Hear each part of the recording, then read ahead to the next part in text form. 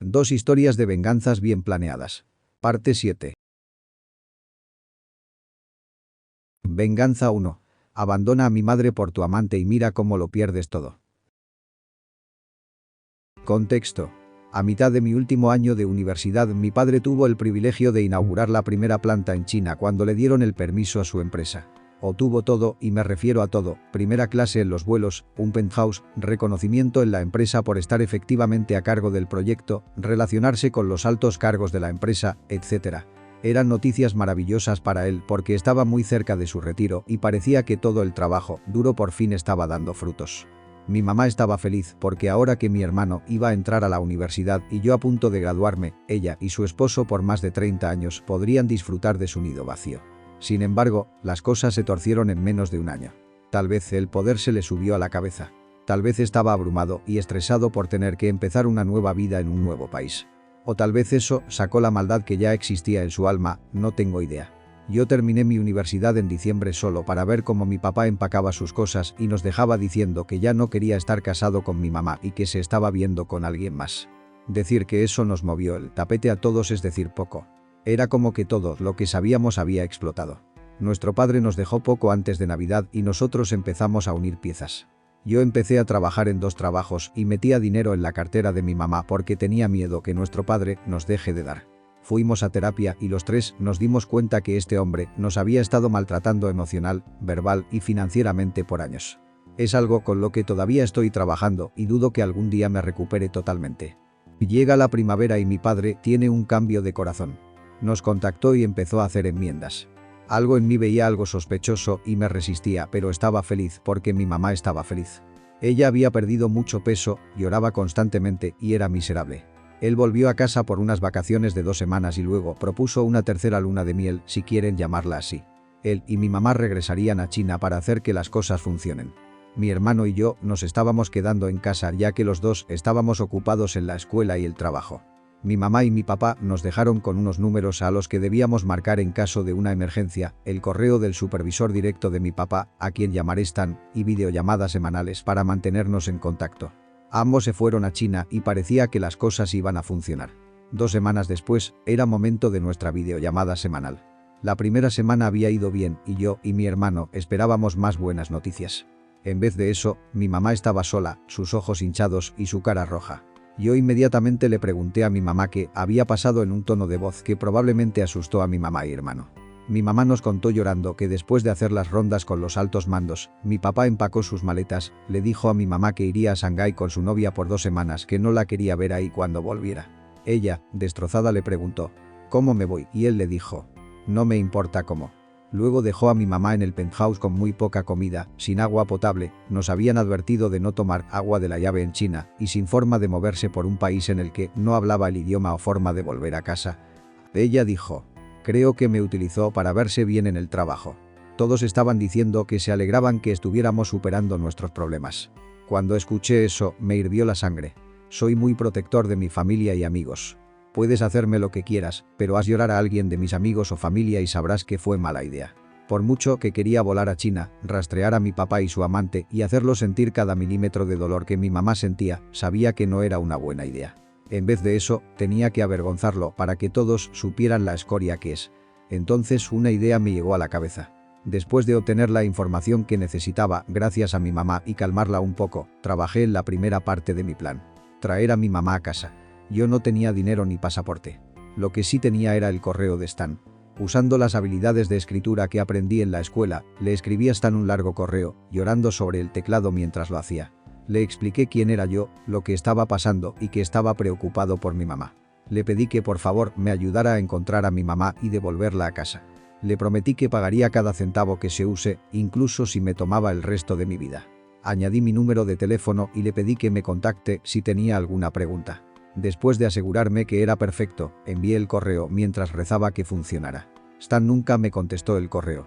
Pero 24 horas después mi mamá estaba a salvo en casa. Supe que Stan se había puesto en contacto con mi mamá 1 hora después de que envié el correo, se aseguró que todo fuera verdad y la subió en el primer vuelo. Le mandé otro correo agradeciéndole por la ayuda y le reiteré que pagaría cada gasto cuando pudiera. Esta vez sí respondió diciendo: no te preocupes, pero gracias. Ese fue el alcance de nuestra conversación, pero aún así estoy muy agradecido con él por ayudar a mi mamá de su propio bolsillo, si no me equivoco. Él se ha ganado mi respeto y espero que esté donde esté, que le esté yendo bien. Cuando mamá llegó a casa, llegamos a la conclusión de que el matrimonio había terminado de verdad e hicimos planes para superarlo. Se divorciaron dentro de un año y nos mudamos a Florida por un nuevo comienzo.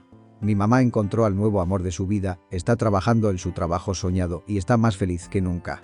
Mi hermano y yo estamos superándonos en la vida. Mientras pasaba el tiempo, me olvidé del correo. Hasta que mi mamá y yo estábamos hablando sobre Stan y ella me reveló lo que había pasado. Yo solo quería humillar a mi padre, pero mi correo provocó dolores de cabeza legales y financieros a mi papá. Justo después de ayudar a mi mamá a volver a casa, Stan decidió que mi papá era de preocuparse, porque si él está usando a su esposa para ocultar el hecho de que tenía una amante, ¿qué más podría estar escondiendo? Y empezó una investigación contra mi padre. Lo que encontró fue alucinante. No solo su amante era una de sus subordinadas, lo que era estrictamente contra las reglas de la empresa por alguna razón que no recuerdo, pero él tenía una segunda amante. Y a las dos les daba regalos carísimos y viajes por nombrar unas cosas. Eso era evidencia que mi papá estaba malversando fondos de la empresa durante el tiempo que estuvo en China. Sin embargo, por razones que no conozco, acciones legales estaban fuera de la ecuación. Sin embargo, lo que le hicieron a mi padre fue peor para él. A mi padre lo bajaron de puesto inmediatamente y lo enviaron a casa. Su nombre fue borrado de la fábrica que él había construido y su amante fue despedida. Ahora, en esta empresa, la mayoría de los ascensos no eran por lo que sabías, sino de a quién conocías. Y dado que Stan conocía a muchas personas, eventualmente, a mi padre lo forzaron a retirarse antes de que lo despidieran. Él dijo que fue discriminado e intentó demandarlos. Sin embargo, la evidencia contra él era abrumadora y perdió. Ahora es un desgraciado, odiado por casi todos y sin contacto con su familia y amigos. Aún así está convencido de que es una víctima y que el tiempo lo probará.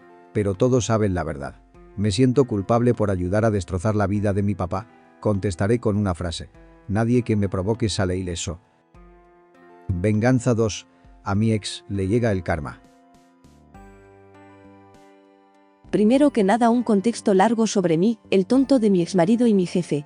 Estuve en una relación abusiva por más de 6 años. Mi ex es un pobre y mediocre ser humano y aprendí a odiarlo más que a nada.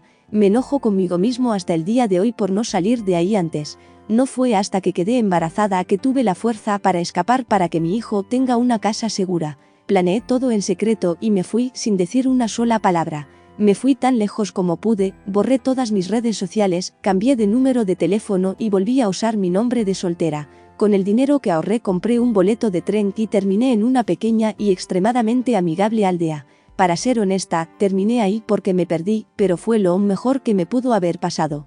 Estaba desesperada por conseguir trabajo, pero me salí de la escuela a los 16 para escaparme con mi ex, ya sé, muy tonta decisión.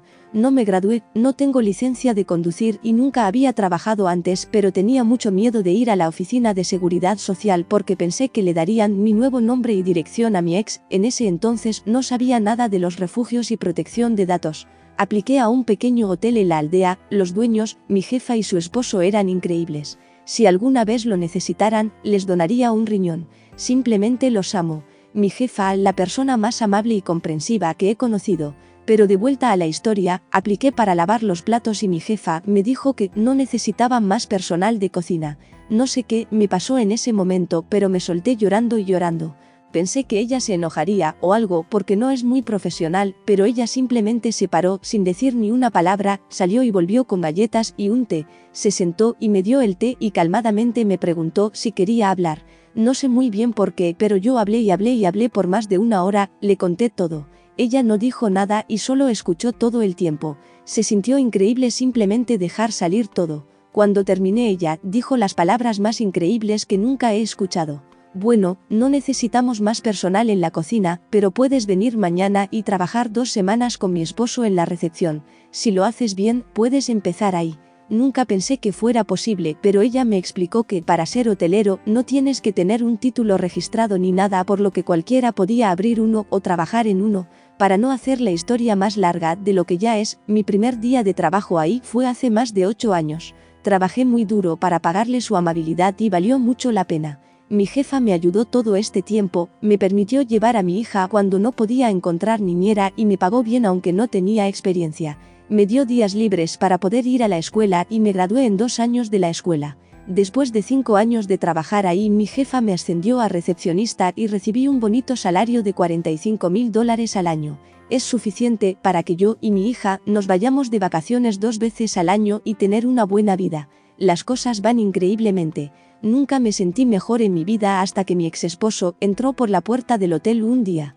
Descubrió dónde estaba yo porque la mamá de mi amiga se lo dijo por accidente. Genial. Ahí estaba él, en mi trabajo, diciéndome lo mucho que me extrañó y lo mucho que sentía lo que había pasado y que quería que seamos una familia otra vez. Yo lo corrí. Pasaron unos días y la policía se apareció en mi puerta. Mi exesposo los llamó por sustracción de menores. Fue complicado porque la versión joven de mí nunca pensó en eso, pero él estaba en todo el derecho de hacerlo. Después de todo, él era el padre y yo me fui con nuestra hija, pero yo tenía un punto a mi favor. Él nunca firmó la custodia, por lo que yo tenía la custodia completa y por lo tanto no hubo sustracción. Se arregló todo con la policía y me dejaron irme a mi casa. Le conté todo a mi jefa y vi cómo en su cabeza se formó un plan. Ella me preguntó si alguna vez tomé fotos de los golpes y afortunadamente sí lo había hecho. Documenté todo, cada moretón y ojo morado. Tenía registros médicos de huesos rotos porque él me golpeó con una silla hasta que se rompió y mucho más. Unos días después, mi jefa recibió una llamada de mi exesposo preguntándole por mi número. Ella me dijo y yo accedí a que le dé mi número de trabajo. No pasaron ni 10 minutos desde que le dio mi número y él me inundó de mensajes y llamadas.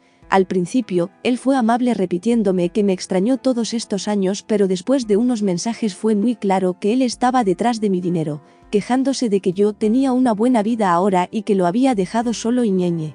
Él nunca trabajó un día de su vida y solo usó al sistema para pagar su alcohol y sustancias. No bromeo, él gastaba más de $500 al mes solo en sustancias. Él me dijo hasta de lo que me iba a morir e incluso me amenazó a mí y a mi hija cuando me negué a aceptarlo de vuelta. Con todo esto en manos, mi jefa fue con su abogado de toda la vida y le pidió asesoría. Mientras tanto, mi exesposo se quería alojar en nuestro hotel. Gratis, por supuesto, porque soy familia después de todo.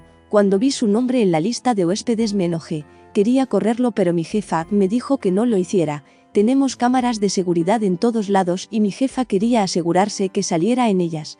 Yo estaba en el escritorio cuando él llegó al check-in y yo le dije con una sonrisa que amablemente se fuera a la mierda.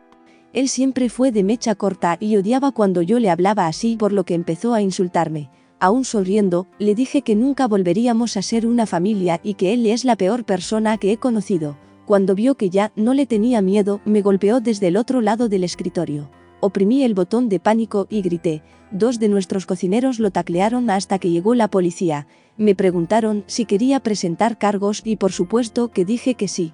Mi jefa le dio formularios de queja a todos los huéspedes que estuvieron presentes en el incidente o no, y amablemente les pidió que notaran que el incidente los molestó y que les daría el 15% de descuento en el precio de sus habitaciones. Casi todos los huéspedes le llenaron el formulario y aceptaron el 15% de descuento.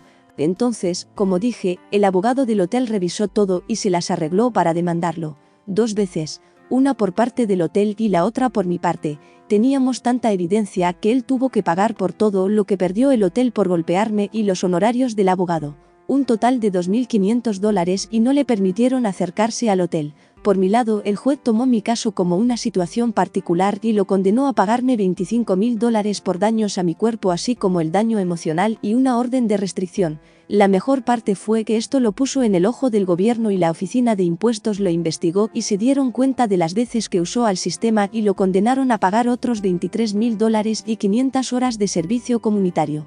Honestamente, el dinero no era importante para mí y aunque él recibió lo que merecía, en mi opinión, estoy orgullosa de haberme vengado de él y al mismo tiempo estoy un poco triste. Me culpo mucho porque si hubiera hecho las cosas diferentes desde el principio, nunca hubiera terminado en esta situación, pero me alegra que todo resultó bien.